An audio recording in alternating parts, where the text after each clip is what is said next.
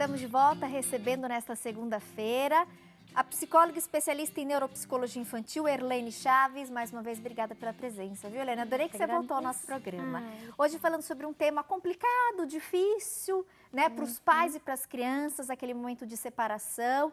Na maioria das vezes, a separação é traumática, né, envolve muitas discussões, muitas brigas. Então, como dar essa notícia para os filhos, como ter um diálogo com os filhos sobre isso e, de repente, pensar e repensar um pouquinho a postura do pai e da mãe nesses momentos, né? A guarda compartilhada, um dá uma regra, o outro dá outra regra. Então, tentar encontrar ali um equilíbrio e um acordo. Isso. Acho que essa é a chave. É, alinhar isso. E também é sempre interessante que o caminho mais saudável para toda criança vai ser estar ao lado dos pais. Então é interessante, às vezes, quebrar um pouco essa questão de totalmente rotina ligada à justiça, né? Então, assim, a criança quer ver o pai, então vamos deixar a criança ver o pai, a criança quer, às vezes fica com o pai, né, quer ver a mãe, vamos deixar ver a mãe, porque aí ela vai sentir que a todo momento que ela precisa dos pais, eles estão ali. A todo momento que ela deseja vê-los, eles estão ali.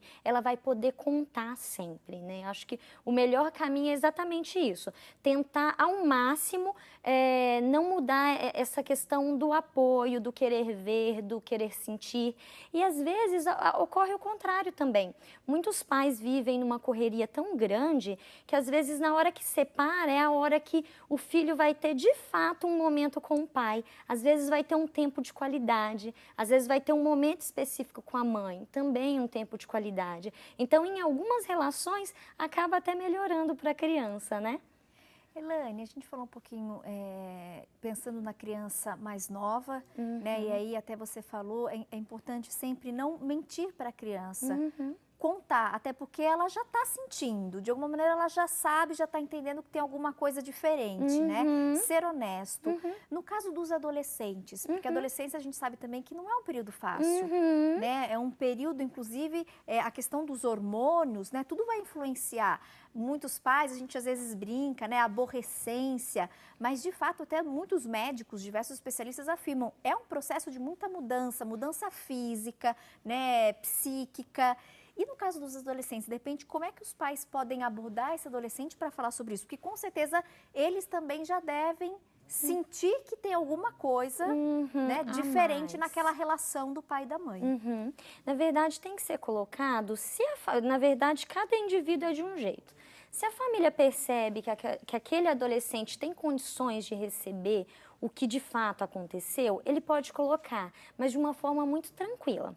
Então, assim, especificar exatamente como ocorreu não cabe ao adolescente. Cabe à mãe, cabe ao pai a situação ocorrida. Então, assim, mesmo o adolescente, não é interessante entrar em muitos detalhes, tudo bem, aí o adolescente a gente já pode falar, ocorreu uma traição da sua mãe, ocorreu uma traição do seu pai, ocorreu... O adolescente talvez tende a questionar mais, né? Isso, e aí ele queira entender o motivo de fato. Só que é interessante que isso não seja passado com muita raiva, com muito ódio, com um monte de xingamentos, né? Na verdade, porque tem muitos adolescentes que vão levar isso para ele.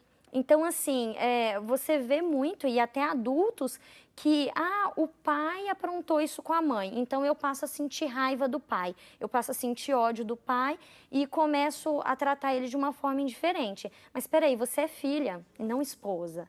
Então, acaba ocorrendo esse processo que a gente chama de processo de transferência. Você transfere a raiva do seu pai, sendo que a raiva era da sua mãe. E aí acaba trazendo uma relação muito conturbada com o pai.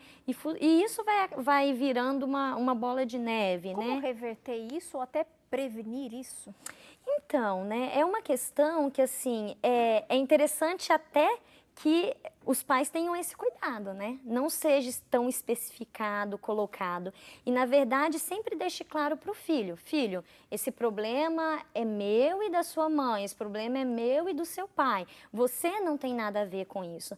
Tem muitos filhos que assimilam uma culpa, né? Como se a separação ocorresse por culpa dele, né? E ocorre também muitas situações em que os filhos insistem para que os pais fiquem juntos, que é um desejo de todo filho, e isso acaba ocorrendo.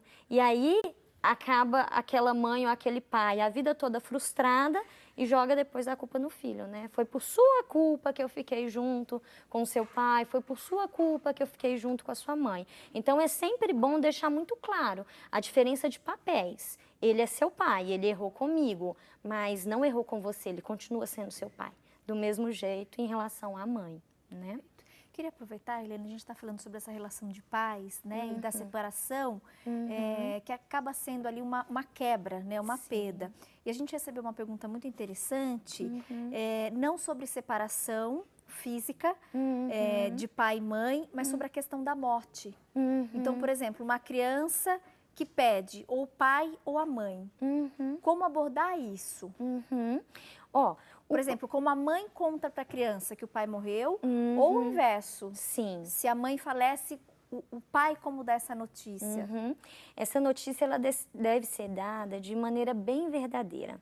O que mais acontece? Acontece falar assim, o pai foi fazer uma viagem, mas ele vai voltar. Ele foi fazer uma viagem. E aí a criança passa a vida toda esperando o pai, e cadê o pai? Ele me abandonou. Então, ela já cria um sentimento de abandono. Então, assim, o pai está dormindo, né? O pai está dormindo, o pai morreu, você fala o pai está dormindo. Aí a criança desenvolve o medo de sono, porque se ela for dormir, ela vai morrer. Porque ela vê que o pai não acorda. Isso, então virou uma estrelinha, aí fica lá, né, olhando toda a vida a estrelinha. Então tem que ser muito real, tem que ser chamado, olha, infelizmente existem coisas na vida que a gente não tem controle, filho.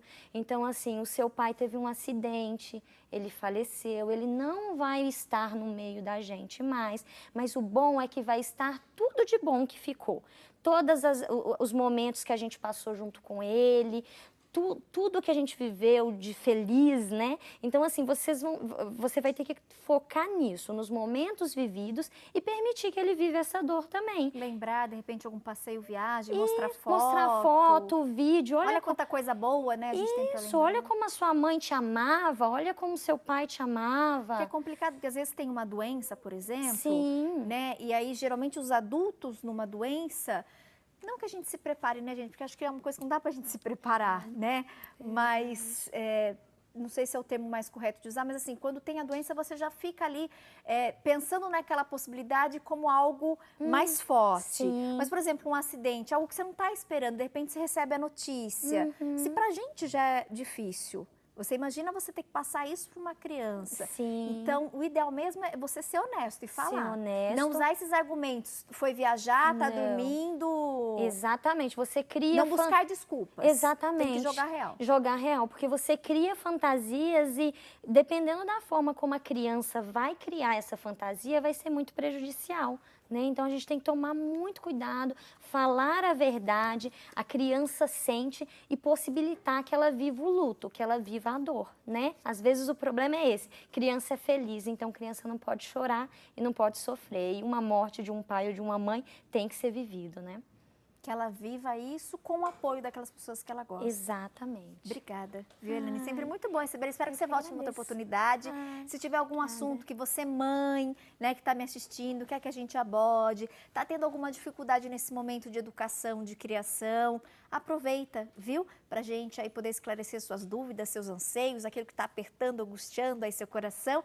E os nossos especialistas sempre com essa palavra, né, de quem entende do assunto, para te ajudar, para te orientar da melhor forma. Obrigada às participações que a gente recebeu, muitos elogios chegaram também em relação ao tema da entrevista e a gente fica feliz, viu? Com cada sugestão e cada elogio vindo de vocês. É sempre muito bom esse retorno, esse feedback. Obrigada, viu, Helene, mais uma vez. Agradeço o convite. Vamos ver se a gente marca mais alguma coisa no mês que vem para falar, sim. Né? Eu acho que esses assuntos relacionados à educação e relação de pais com filhos, tem muita coisa, né, que dá para ser abordada. Muita coisa. Ser discutida e levantar mesmo esse debate. Verdade. Obrigada. Bom início de semana para você. Obrigada.